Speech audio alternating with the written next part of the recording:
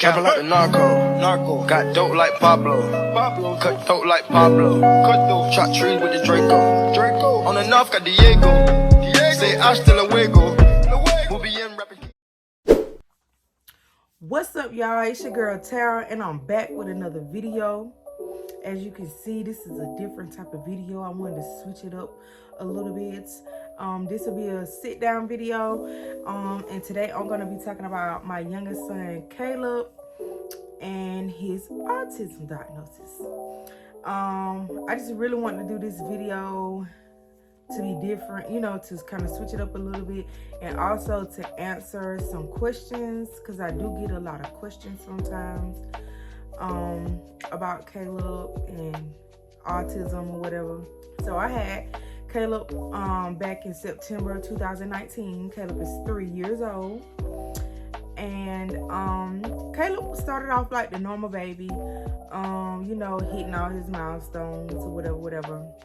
It was a point in time where I could say something to Caleb and he could repeat it back to me. Like, if I find that video, I'll insert it in here. Like, I have video of me saying, "Say baby, Caleb," and he said, "Baby." Say baby. Baby.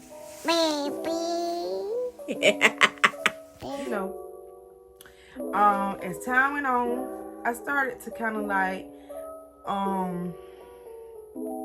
notice some things.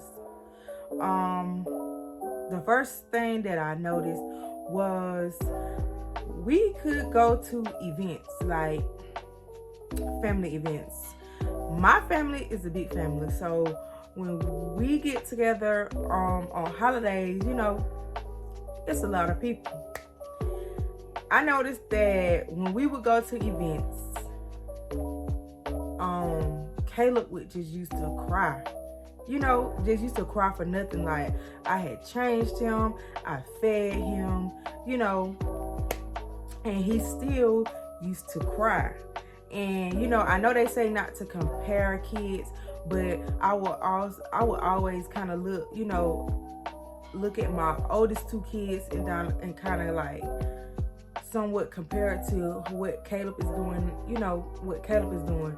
So I'm like, maybe he's just a crybaby. You know, I'm like, my oldest two weren't crybabies, but I'm like, okay, maybe he's just a crybaby. Okay.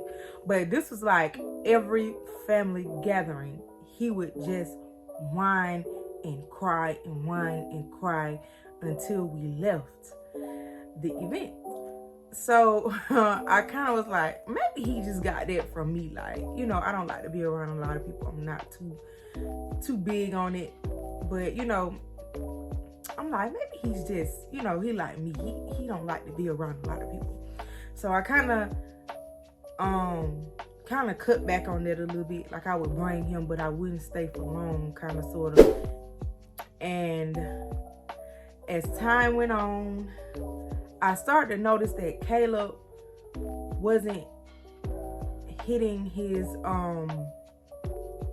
verbal milestones. How kids should be able to say this amount of words or making 2-word sentences, and I would notice that Caleb was not hitting those milestones.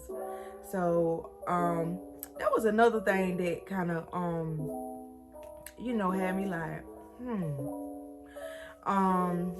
another one was when Caleb would walk, Caleb would toe walk a lot. So I was like, he sure is toe walking a lot. Like, you know what I'm saying? I'm like, and I would tell my mama, like, Mama, you know, I think Caleb may be on the autistic spectrum or whatever. And she's like, nah, you just gotta give him time. You know, I'm like, okay, give him a little more time. And then another thing was, would not answer to his name. Nothing. Like, you could just sit here, Caleb, and he would just look off into space like nobody's talking to him. And so I went and took him and got his hearing test done. So he passed the hearing test, which I knew he was going to pass the hearing test because he loves Bluey. So when we would turn Bluey on the TV, the moment he could be down the hall, the moment he hear Bluey on that TV, he come running and he is all in the TV, like he is all in, focused. So him not answering to his name was one thing that I noticed. Another thing that I noticed was him kind of like sometimes stimming, kind of sort of. He flap his hands a little bit or whatever. I noticed that. And another thing, one big thing that also kind of got me was Caleb would have these tantrums. Like, Caleb would get so mad so easily. Like, the smallest little thing will make him so mad, and he would go self-harm. Like he would go bang his head on the door, he'll bang his head on the wall, he'll like punch himself in the head, keep slapping himself in the head. Like he would do a lot of self-harming things that also kind of caught my attention too. Another thing that caught my attention was Caleb would regress a lot. Like he would start saying some words and then he wouldn't say them again. Like he used to say no, stop, leave me alone. Now he doesn't say any of those words other than like stop sometimes in therapy. But I noticed a lot of that with him. So that led me to like research autism. And he was like, everything on there I was reading, it was Caleb. And I kept telling my mama, I was like, Mama, I'm about to get him evaluated. So I went on Facebook one day, and one of my Facebook friends was talking about, what any autistic parents on here, what signs did you see in your child to make you feel like they were autistic? And if so, like what type of help did you get? And I saw somebody mention this thing called BabyNet. So I inboxed her and I was telling her about Caleb, and she was like, yes. So she sent me this link. And on the link, I had to like answer questions about Caleb, and it connected me to BabyNet. So I contacted BabyNet, and they finally contacted me back, and we got Caleb into therapy. So Caleb had to go through a couple different evaluations, but those evaluations led to him having to do speech therapy, occupational therapy, and early intervention. Speaking of the occupational therapy, another sign that I noticed in Caleb was when he would play with toys, he would kind of play with them in the correct way, like as far as cars and acting as he was driving the cars. Caleb would take everything and line them up like straight line like that. And I was like, yeah, Ma, I think Caleb is on the spectrum. When it came down to it, I was never in denial. Like, I really felt like I know he's on the spectrum. I was just really waiting basically for the diagnosis. But anyway, we got Caleb into those therapies. He would have all 3 therapies every week.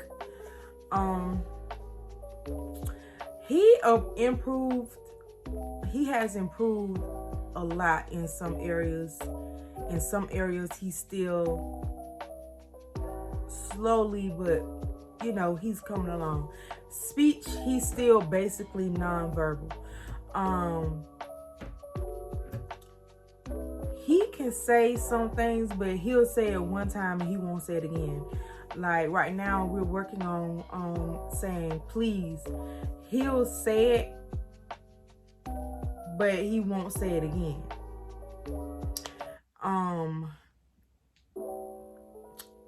And a lot of the stuff he used to say, like I said, he doesn't say it anymore. So he's like, every time he learns something, he goes backwards, kind of, sort of. But he's improving. So after they turn 3, they are no longer in baby net. So right now Caleb is in school, but he's in the special needs class.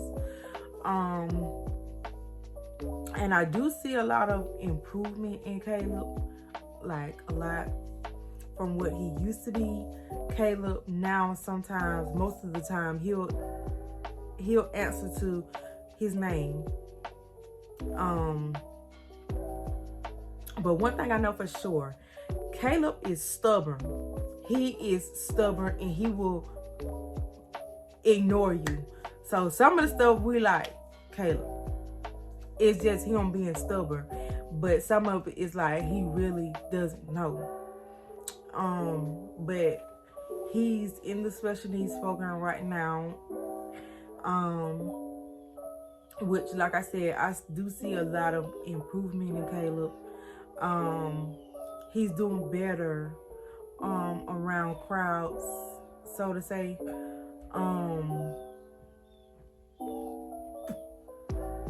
He speech therapy, he's doing better. Like I said, Caleb is very stubborn. But he's doing better. He's trying. Another sign that I noticed in Caleb would be he would do the most dangerous things and it would not hurt him. Like he would literally jump off the chair and it would not hurt him. Like something like any other kid that would get hurt doing, it wouldn't hurt him. It would not hurt him. He would do the most crazy stuff and we'll be like, and it would not hurt him not one bit. That was another sign that led me to think like, okay, yeah, Caleb is somewhere on this spectrum. And we also find out that Caleb has the sensory disorder. So it's like we have to give him a lot of how can I say it? Now that I'm on here, I can't think of the word.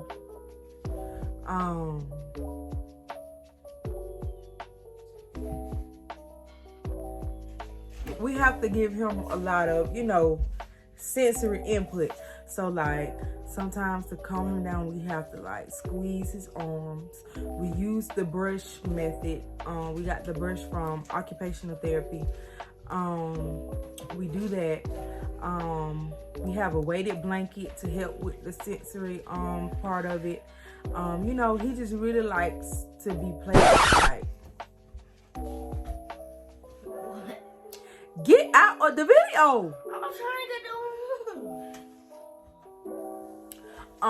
Anyway,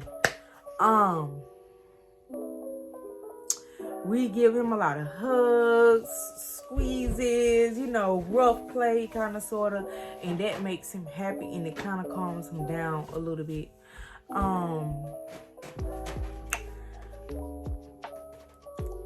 Occupational, we had to stop occupational when he was 3, but I'm getting him back into occupational.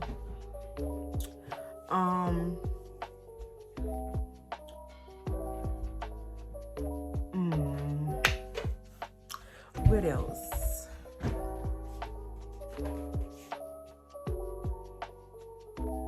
Like Caleb right now, he still does a lot of babbling. Like he doesn't use his words when he's supposed to. He just does like a lot of babbling, like kind of sort of like baby babble somewhat. When he gets here, like, I'll try to like film him and kind of show you if he does any of the things that I'm talking about.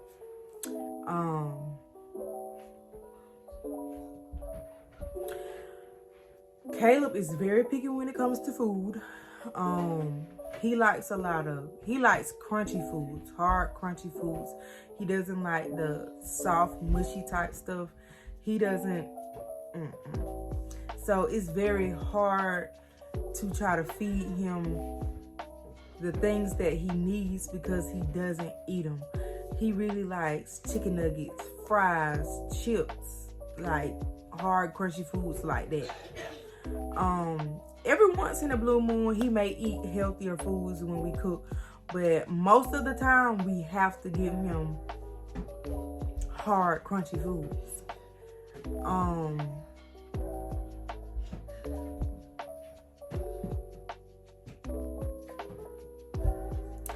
Caleb is 3 and he's not potty trained yet.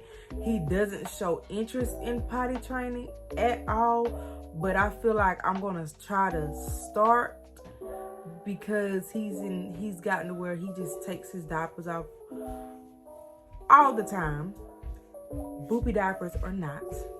He still does it. So I'm gonna try to introduce him to that soon. But yeah, that's kind of all for right now. When I think of other things, I'll come back. You know what I'm saying? You know what I'm saying? Trying to go get Caleb from school, so let's go. Okay, y'all, I just wanted to come back and wrap that video up. I had to go get Caleb from school, and I thought that I could probably finish it up and kind of show y'all Caleb and things like that. But no. Caleb had a whole meltdown about a balloon. It was a little small balloon and he kept chewing on it, so I took it from him because he could have swallowed that balloon. So I took it from him and he hollered and screamed and had one of his little tantrums for 2 hours straight. Yeah, 2 hours straight until he cried himself to sleep. And then he woke up again crying. He went back to sleep and then woke up again crying, pitching a fit. He is just now finally somewhat calming down. I went and got him some food. He acted like he didn't want to take it at first, but I just set it back there to let him take it whenever he was ready to take it. But yeah, he's in the back seat. I'm not going to bother him because I don't want to start up his little tantrum again. Just leave him let him be chill. You know what I'm saying? Let him be chill. So yeah, that was it. Just wanted to talk a little bit about Caleb and his autism diagnosis. If anybody has any questions, leave them down below in the comment section and I'll try to answer them, and maybe if I need to make a part 2 to it. Any autism mothers out there, follow, say hey, and yeah, that was it. So we're about to go eat and just chillax for a little minute, and yeah, we'll catch y'all in the next video. Peace. So y'all, I want to come back real quick. Don't mind my messy shirt because he made it messy. The life of a mother. But y'all, this is Caleb. Caleb, say hey.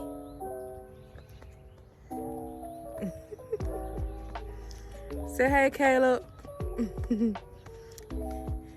He's been hollering and screaming, like I said, for 2 hours, but I just want to jump back on while he was a little calm. Say hey. All right, y'all.